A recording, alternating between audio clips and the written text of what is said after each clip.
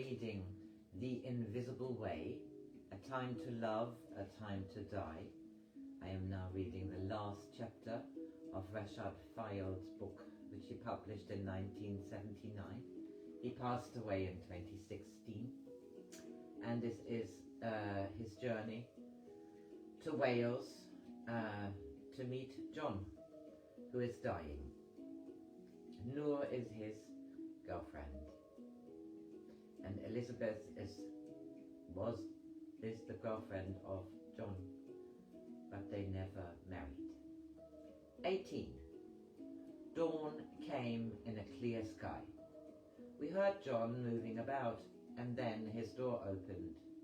The sound of the wheels on his chair stopped outside our door, and he knocked very quietly. "Come," he said. "We do not want to wake Elizabeth.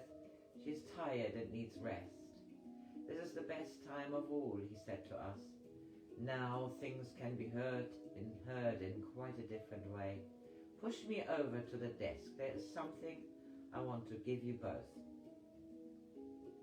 Bundles of papers were neatly stacked in piles on the desk, and in the middle of them was a small box.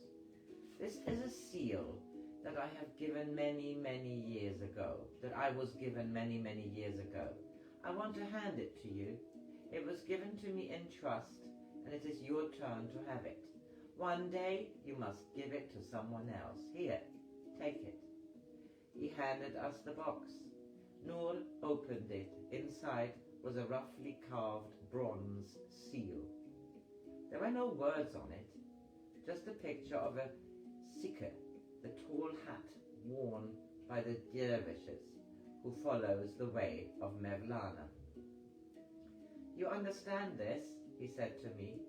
Turning to Noor, he said, "The meaning is simple. The dervishes wear this hat, depicting the tombstone, to mean that they have already died to the illusions before they cast off the body." The word dervish literally means threshold. One day I pray you both will be real dervishes for those who will come after you. "Now then," he said, "there are a few more things to say. Please, just listen. Allow yourselves to hear the inner meaning of what I am saying. The meaning is not limited by a number of letters formed into words. It is the inner meaning I want to transmit. By now you know, I'm sure, that we have all been travelling the same road, knowing or not. I have hinted at this when I said to you at the very beginning that it was in the way of Mevlana that I saw the ultimate possibility. I'm not saying that it cannot be found in other ways. Of course it can. But there is only love. But it is Kismet that brought us together on the same path, and through this path we are granted the possibility of seeing how everything is moving toward completion. It is said that Mevlana reached union with God, but what could this mean in the light of what I said to you last night? Surely it would be that there was nothing that stood between the truth and the manifested world. In those days, when the structure of religion was so clearly defined, could you imagine what effect this man had on the world? Is there a difference now? Has God ceased to wish to be free? Perhaps the most famous of all Mevlana's words are these. "Come, come, whosoever you are, wanderer, worshipper, lover of leaving, it doesn't matter. Ours is not a caravan of despair. Come, come, even if you have broken your vows 1,000 times. Come, come yet again, come." Have these words as the motto of your life together. Once the door of your heart has been opened, you may never again close it. Christians, Jews and Muslims have the same God, so receive all those who come to you. Help free the God in them as you will help to free the God in each other. Help them understand, whosoever they are, that it is only through total commitment in everything that we do that we can serve this imprisoned God. Look into the motive and intention behind your actions and study the purpose of life. Be clear in your intention so that your motive is pure. Learning is unending, the answer manifesting in every moment, burning away the veils until there is no more you and I, but only this vast unity in all life remaining. Never underestimate yourselves, for if you do, you will again lock the door of the prison. The God in each of you is equal, for there is only one. Let this be the theme of your marriage and your life together. There's one other thing, he said, and then I need to rest for the while. On the desk over there are 3 books containing the 6 volumes of the Matnavi by Mevlana Jalaluddin Rumi. It is considered by those of the way to be one of the great mystical books in the Sufi tradition. If you know how to read it, you will find the answers to your questions, except that which is said in it is true. Here, hand them to me. Noor went over to the desk and brought them back to John. Read a little every day, he said. Contemplate on the meaning and what you have read. Today I will read for you. We watched as he took the 3 books and then, with his eyes closed, chose one and opened it at random. He read, "When the candle is wholly knotted in the fire of divine illumination, you will not see any trace of the candle or the rays of its light. This is the everlasting radiance, and that bodily candle is perishable. The candle of the Spirit has a divine flame. So you see, conscious death is nothing more than releasing the everlasting fire of the Spirit." He handed the books to us. "I'm very tired now," he said, "but please, could you ring Margaret and ask if she would come round to see me in a couple of hours?" The day passed like a dream. We had breakfast for Elizabeth, but none of us ate much. We saw the seal and the copy of the Mahatnavi, but did not say anything. Margaret came to visit John around 11. She stayed for a short time, and then we saw her walking quietly down the stairs and out through the front door. She did not turn her head. Jim called at lunchtime and spoke with Elizabeth, and then she went upstairs. The house was very quiet. No one said anything. It felt as though the slightest sound would break the space, interrupting the timelessness, patient wait between a man and his destiny. The timeless, patient wait between a man and his destiny. We were all experiencing it. I found myself walking about, doing odd jobs in the house, unable to settle. Noor was sitting in the garden. About 4 o'clock I heard the gate open, and I walked out quickly to ask whoever it was to come back another day. It was an old man I had never seen before. He stood there watching the house. He looked like a gardener or someone who worked in the fields. His boots were caked with mud, and his trousers and jacket were worn with age, as the faded green hat he wore on his head. As I walked up to him, he put his finger to his hat and took out an incredible rose from the basket he was carrying. Its color was so deeply red that the inner petals seemed like black velvet. He handed it to me and pointed to the upstairs window. Then he turned quietly and walked down the lane. I never saw him again. Not long afterwards, Elizabeth came out to fetch us, and I forgot the rose I had been given. "It will not be long now," she said. "He wants you to come in." Her voice was full, and I saw that her eyes were brimming with tears. Noor and I climbed the stairs slowly. I tried to remember what John had taught me. Keep your intention before you with every step you take.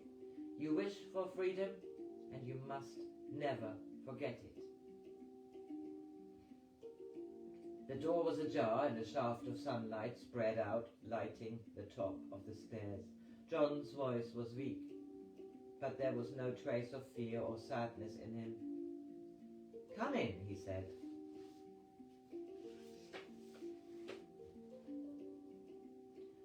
Somehow or other Elizabeth had moved him to his bed. The sheets had been newly changed, and he was propped up high, so that he could see through the window and out across the field towards the hills. It looked as though less than an hour of sunlight remained. Already shadows were forming across the lawn, and the sun was moving towards the trees at the end of the garden. "Don't be afraid. Come, get chairs and sit close to me." Noor and I sat on one side of the bed and Elizabeth on the other. He was very pale and his breath was sporadic. The wound was covered with gaze, and you could see the veins throbbing, moving the gaze a little each time. He had his inevitable pipe burning away in the ashtray beside him. "I don't have to worry about the habit much longer." We laughed, and then his voice became serious. "You know," he said, "we come into life on the breath, and we go out on the breath. It is his breath of compassion that brings us into the world, and it is the same breath that takes us into the world of reality that lies here all the time. Do you understand? I want so much that you understand." "Yes," I said, "somewhere I do know." Let us breathe together for the time we have. Both of you have brought me so much joy, for you have been able to take on much that I have been given, and now it is up to you to pass this knowledge on to others. Never forget that the future of this planet lies in the hands of the children.